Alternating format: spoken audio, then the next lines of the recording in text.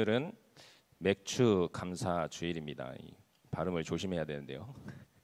맥주 감사 주일의 유래는 구약의 3대 절기인 칠칠절입니다.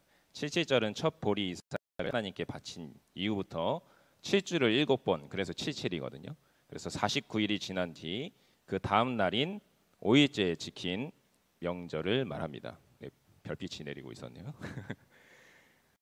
이 칠칠절에는 그 보리와 밀과 같은 초여름에 거두는 곡식들을 추수하고 난 뒤에 그 곳간에 쌓인 곡식들을 바라보면서 이 풍요를 허락하신 하나님께 감사하는 마음을 가지고 예배를 드리고 또 기쁨의 축제를 여는 절기였습니다. 이 칠칠절에서 유래하여서 그래서 저희들이 이 맥주 감사주의를 드리고 있는 것이죠. 어떤 신학자들은 이러한 맥주 감사주의를 지킬 필요가 없다고 이야기합니다. 왜냐하면 이 방금 말씀드렸다시피 구약의 이 율법에서 정하고 있는 절기이기 때문에 지금 이 시대에 자는 절기이고, 더구나 우리가 보리를 먹는 민족도 아닌데 뭐 보리 추수를 감사하냐 뭐 이런 얘기를 하면서 지키지 않아도 된다, 지킬 필요가 없다 이렇게 얘기하는 것이죠. 또한 이 맥주 감사주의를 지키는 것은 율법주의와 기복신앙의 강조가 되었던 그 옛날에 옛 시대의 잘못된 신앙의 결과물이기 때문에 지금 이 시대에는 지키지 말아야 한다라고 말하는 사람들도 있습니다. 이 사람들의 말은 맞기도 하고 틀리기도 합니다. 그들이 말하는 것처럼 이 맥주 감사주의를 율법주의와 기복신앙의 차원에서 지키려고 한다면 그것은 분명히 문제가 있다고 할 수 있겠죠.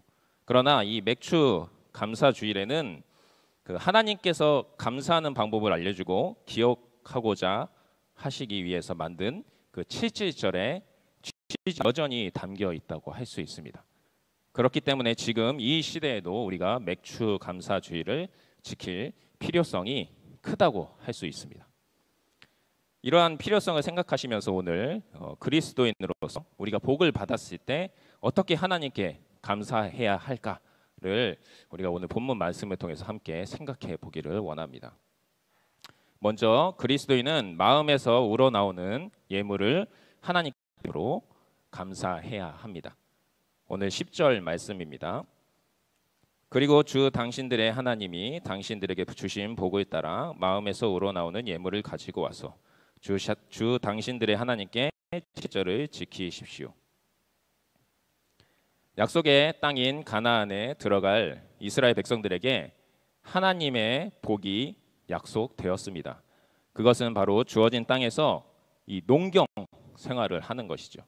농경과 목축을 통해서 이제 안정된 소득을 얻게 되는 것, 이것이 바로 이스라엘 백성들에게 약속된 복이었습니다. 그것은 그 이전에 이집트의 노예의 신분으로서는 가질 수 없었던 물질적 풍요를 약속하는 것이었습니다. 이스라엘 백성들을 그 노예의 신분에서 자유를 허락하시고 그리고 광야를 지나 가나안 땅으로 이끄신 분 하나님이셨습니다. 그리고 그 땅을 이스라엘 백성들에게 주신 분도 하나님이셨습니다. 그리고 그곳에서 물질의 복을 받게 해주신 분도 하나님이셨습니다.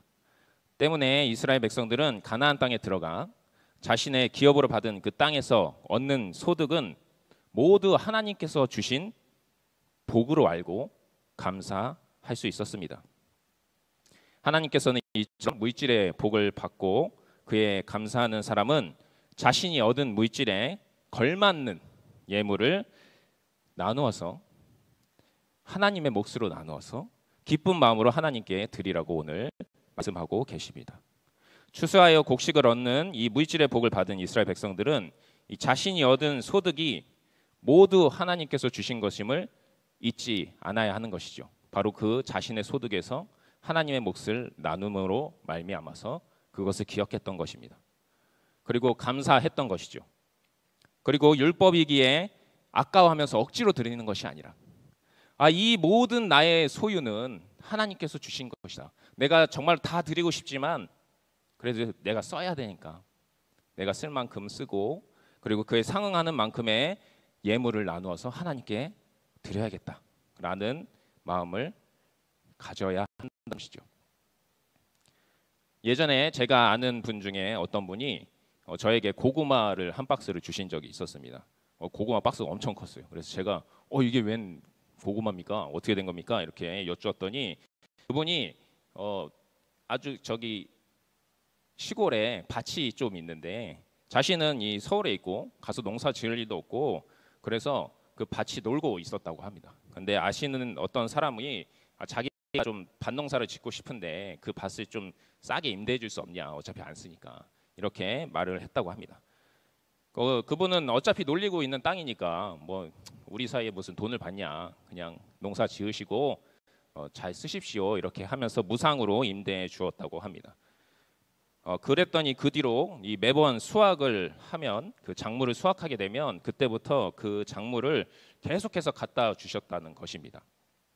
농사가 잘 되면 농작물 많이 갖다 주시고, 농사가 잘 안 되면 조금이라도 챙겨서 가져다 주었다고 말씀하셨습니다. 그런데 이번에는 고구마가 너무 풍년이 들어가지고 자신에게 고구마를 몇 박스씩 주셨던 거예요. 그래서 처치할 방법이 없어서 저에게도 주고 싶지 않은데 하나 준다, 이렇게 하시면서 농담 삼아 말씀을 하셨는데 농담이었는지 잘 모르겠네요. 자, 어찌 되었건 간에 여러분, 이처럼 감사하는 마음이 있으면 성의를 표현하게 되어 있죠. 우리도 우리의 삶에서 얻은 것이 정말로 하나님이 주신 것이라고 고백한다면, 내가 감사하는 만큼 내가 얻은 그것을, 내가 얻은 그 물질의 복을, 내가 얻은 그 소득에서 하나님께 돌려드릴 것을 나누어야 한다는 것이죠. 그리고 그것을 하나님께 기쁜 마음으로 예물을 드릴 수 있어야 한다는 것입니다. 나는 복을 하나님께서 생각해봤는데 별로 안 주신 것 같아. 별로 안 주셨으니까 조금 드리기도 좀 뭐하고, 이거 뭐 조그만 거 하나님 받으셔서 뭐 기뻐하시겠어, 나중에 큰 복 받으면 드려야지, 이러고 넘어가서는 안 된다는 것이죠. 조금 받았으면 조금 받은 것에서 하나님의 몫을 나누어서 하나님께 예물을 드려야 한다는 것입니다. 내가 물질의 복을 많이 받았다고 한다면, 너무 많이 받았는데 너무 많이 드리려면 조금 아까운데, 예전에 드렸던 만큼만 드려야지, 또 안 된다는 것이죠. 자기가 받은 그 복의 양만큼 걸맞게 하나님께 이 예물을 드려야 한다는 것입니다. 이것이 바로 마음이 담긴 예물이라는 것이죠. 하나님께서 나에게 주신 것이 다 하나님의 것인데 내가 은혜로 조금 받았다라는 그 믿음의 고백하면서 합당한 예물을 하나님께 드림으로 하나님께 감사를 표현할 수 있는 그리스도인들이 다 되시기를 바랍니다. 두 번째로, 그리스도인은 어려운 사람들에게 자신의 소득을 나눔으로써 하나님께 감사해야 합니다. 11절 말씀입니다. 당신들은 주 당신들의 하나님이 그의 이름을 드려고 택하신 그곳에서 당신들과 당신들의 아들들과 딸과 남종과 여종과 성에서 같이 사는 레위 사람과 떠돌이와 고아와 과부까지도 함께 주 당신들의 하나님 앞에서 즐거워해야 합니다. 앞서 말씀드린 것처럼 당시 사회가 이 농경 사회로 변한 시기였기 때문에 이 가나안 땅 안에서 땅이 없는 사람, 이 기업을 얻지 못한 사람은 소득을 얻을 수가 없었습니다. 오늘 11절 말씀에서 등장하는 이 자신의 가족 구성원을 뺀 그리고 종들과 레위 사람, 떠돌이, 고아, 과부는 모두 자신의 땅이 없는 사람들입니다. 그들은 자신의 몫에 땅이 없었기 때문에 물질의 복 자체를 받을 길이 없는 것이죠. 그래서 그들은 77절에 하나님께 드릴 것이 없었고 77절의 축제에서 소외될 수밖에 없었습니다. 하나님께서는 이처럼 복을 얻을 수 없는 이 사회의 약자들에게도 그 축제의 자리에서 함께 기뻐할 수 있는 기회를 주어야 된다라고 말씀하고 계시는 것입니다. 복을 얻은 하나님의 백성은 그 소득을 얻을 수 없는 자들을 축제 자리에 초대해야 된다라는 의미죠. 그리고 그들이 기뻐할 수 있도록 노력해야 됩니다. 그 축제를 풍성하게 그리고 아주 즐거운 축제로 만들어서 초대할 의무가 있다는 것입니다. 그리고 더 나아가서 자신의 소득을 그들과 나눔으로써 그들을 기뻐할 수 있게 해야 합니다. 오늘 이 77절 규정이 나와 있는 신명기 16장 11 말씀이 레위기에는 더 자세하게 나와 있는데요. 이 레위기 23장 22절에서 바로 이 같은 내용을 우리가 확인할 수 있습니다. 너희가 밭에서 난 곡식을 거두어 드릴 때에는 밭 구석구석까지 다 거두어 드리지 말고 또 거두어 드린 다음에 떨어진 이삭을 줍지 말아라. 그 이삭은 가난한 사람들과 나그네 신세인 외국 사람들이 주께 남겨두어야 한다. 내가 주 너희의 하나님이다. 이 말씀은 추수할 때 자신의 그 땅에서 곡식을 추수할 때 이렇게 귀퉁이에 이 부분이 있지 않습니까? 거기까지 싹 밀어버리지 말라는 말씀입니다.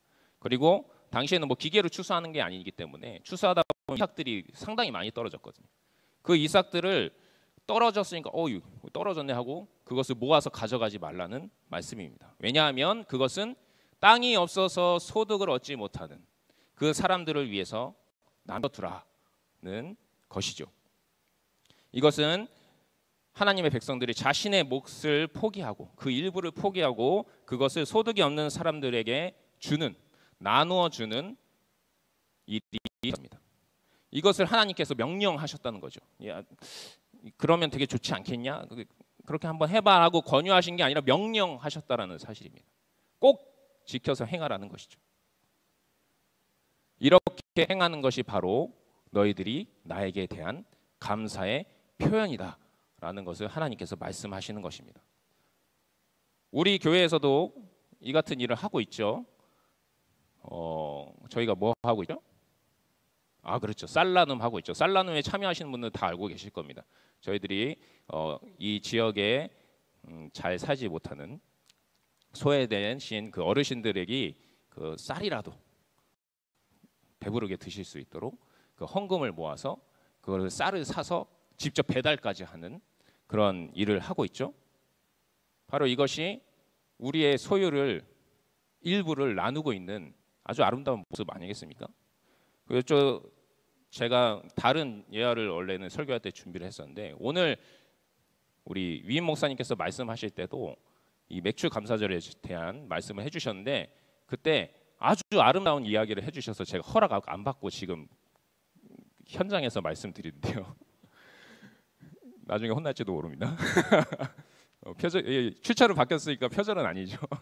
네, 봐주시길 바라면서 내용이냐면 저희 교회에 그 익명으로 자신을 드러내지 않으시길 바라시는 한 집사님께서 그 아프리카 지역에 우물을 파주는 사업을 하는 것을 보시고 와 저렇게 좋은 일이라면 나도 동참하고 싶다. 하나님께서 이 사랑의 마음을 주신 것이겠죠. 저도 이렇게 하고 싶은데 어떻게 해야 될지 모르니까 목사님 좀 연결을 좀 시켜주십시오 하면서 이 돈으로 우리 교회로 우물을 파주었으면 좋겠습니다 하고 100만 원을 헌금하셨다고 합니다.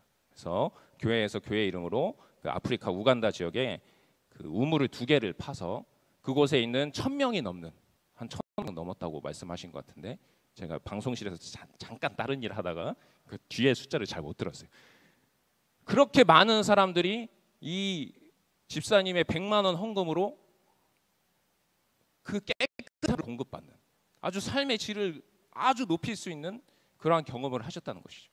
그곳에 있는 분들이 얼마나 기쁘셨겠습니까?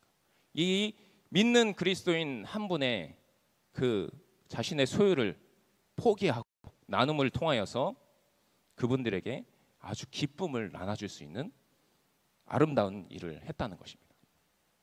또 우리가 교회뿐만 아니라 우리가 알고 있는 사회적 단체들을 통해서도 기부를 많이 하죠.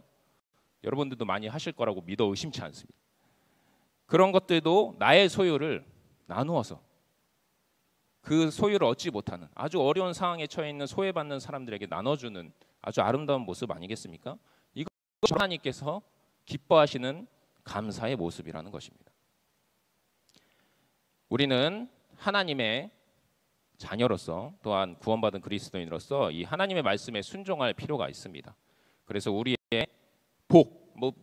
그 복을 나누는 노력을 해야 한다는 것입니다. 더 나아가서 이 나눔은 이 물질적인 것에만 국한되는 것이 아닙니다. 나에게 주어진 복을 나누는 것이죠. 나에게 주어진 복이 물질이다 그러면 물질을 나누는 것이고, 나에게 주어진 복이 시간이다. 나 시간이 많다. 시간이 많은 것도 복이지 않습니까, 여러분? 시간이 많으면 그 시간을 봉사하는 곳에 쓰는 것입니다. 이 소외받는 사람들을 위해서 나의 시간을 나누어서 주는 것이죠.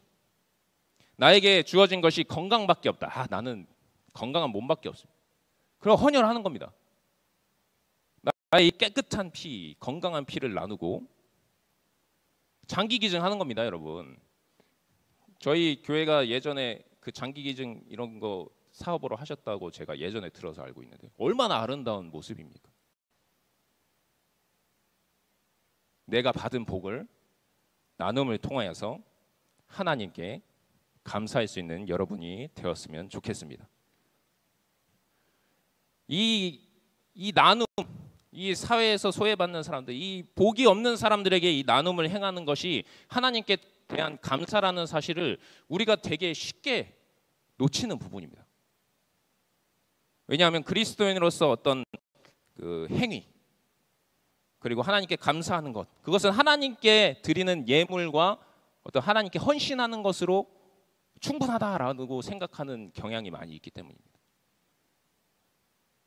하지만 그것은 옳은 생각이 아니라는 것이죠. 하나님께서는 분명히 하나님께도 예물을 드리고, 그리고 그 땅에 소외받는 사람들에게 너희들의 복을 나누어 주라라고 오늘 말씀하고 계신다는 것을 우리가 꼭 기억해야 될 필요가 있을 것입니다. 마지막으로 그리스도인은 구원을 기억함으로써 하나님께 감사해야 합니다. 12절 말씀입니다. 당신들은 이집트에서 종살이 하던 것을 기억하고 이 모든 규례를 어김없이 잘 지키십시오. 우리가 오늘처럼 이 감사에 관한 이야기를 나눌 때 이 나는 받은 복이 없습니다. 아무리 생각해봐도 내 인생에 받은 복이 없어요. 그래서 나눌 것이 없습니다라고 말할 수 있는 사람들도 분명 있을 것입니다. 하지만 그런 분들에게도 나눌 것이 분명히 있는데 그것이 바로 무엇이냐? 구원받은 복입니다. 구약의 77절 절기는 처음에는 오늘 말씀에서 이야기하는 것처럼 자신이 얻은 복, 이 소득에 관한 감사의 절기로 지켜졌었습니다. 하지만 다들 아시다시피 이 이스라엘들이 땅을 빼앗기죠. 땅을 빼앗겨서 포로기에 접어들었을 때는 이 77절을 지킬 수가 없는 거예요. 왜냐하면 자신들이 복이 없는 사람이 되었잖아요. 자신들이 복을 받을 수 없는 사람들이 되었기 때문에 이 77절 절기를 지킬 수가 없었습니다. 그러면서 이제 이 신학적인 발전이 이루어지면서 이 포로기 시대에는 이 77절을 모세가 시내산에서 율법을 받았음을 감사하는 절기로 발전하게 됩니다. 이 의미가 약간 바뀌게 된 것이죠. 하나님께서 주신 땅을 잃고 복을 받을 수 없게 된 그들은 감사할 것이 없었는데 잘 생각해 보니까 감사할 게 하나 있었던 것이지. 그것은 바로 자신들이 하나님의 백성이 되었다라는 것입니다. 지금은 어렵고 힘들어서 이 세상에서 가지고 있는 복이 하나도 없는 것 같지만 자신들이 하나님의 백성이라는 그 사실, 그 존재가 변한 그 사건 자체는 없어질 수 없었던 것입니다. 그래서 자신들이 하나님의 백성이 된 그 상징적인 사건, 모세가 시내산에서 율법을 받은 그 사건을 이 77절에 기념하기 시작했던 것이죠. 그래서 우리가 지금은 어렵고 힘들지만 우리는 하나님의 구원을 받은 백성, 이집트에서 종살이로 그 종의 신분으로 살아갔던 우리를 하나님께서 직접 구원해 주신 민족이야 라는 것을 이 77절 절기를 지킴으로써 기억하고 기뻐하고 하나님께 감사했다는 것이죠. 이 포로기 시대의 절기를 지키던 것은 또한 이 신약 시대로 넘어오면서 오순절로 연결이 됩니다. 이 오순절이 무엇이죠? 바로 성령을 받은 날을 기념하는 날 아니겠습니까? 예수님께서 십자가에 달려 죽으시고 부활하심으로 모든 사람을 죄의 노예인 상태에서 하나님의 자녀로 구원하여 주셨습니다. 예수님께서 부활하신 지 50일이 지나고 성령님께서 구원받은 하나님의 자녀들에게 임재하여 주셨습니다. 이 성령의 임재는 바로 구원받은 자들의 구원의 증거였고 복이 되었습니다. 성령님과 함께하는 지금의 우리가 구원 전에 죄의 종이었던 우리의 모습을 기억해 본다면 우리가 지금 이 세상의 복, 돈, 명예, 권력 이런 것이 없다 할지라도 우리는 기뻐할 수 있습니다. 그 우리가 구원받았던 그때의 기쁨을 기억해 본다면 우리는 그런 복이 없을지라도 기뻐할 수 있는 단 하나의 이유가 있는 것이죠. 그리고 그 기쁨은 앞에서 말한 돈, 명예, 권력 그런 것들보다 비교할 수 없는 아주 본질적으로 차원이 다른 기쁨이라는 사실입니다. 그렇기 때문에 우리는 이 구원을 기억함으로 하나님께 가장 큰 감사를 돌려드릴 수 있습니다. 또한 우리가 받은 이 구원의 복을 앞서 말씀드린 것처럼 이 구원의 복을 얻지 못한 사람들에게 나눠줄 수 있습니다. 우리가 11절에서 받은 복을 나누는 것은 하나님의 명령이라고 그랬죠.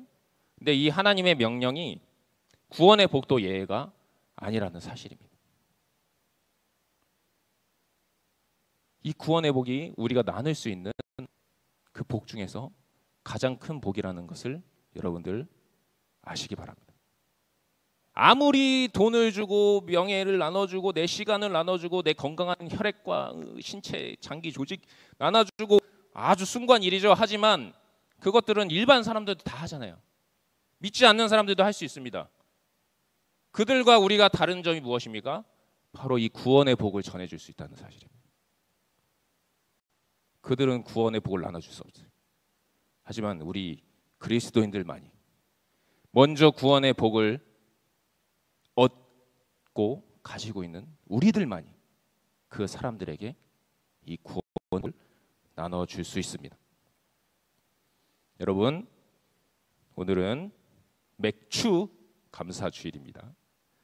우리에게 주신 이 복들을 생각해 보면서 우리가 하나님께 마음을 담은 예물을 드리고 그 또한 주변의 어려운 사람들에게 내가 받은 복을 나누고 더 나아가서 이 세상에 구원의 복을 얻지 못한 사람들에게 우리가 받은 그 구원의 복을 나눔으로써 하나님께 감사할 수 있는 그리스도인 되시길 바랍니다.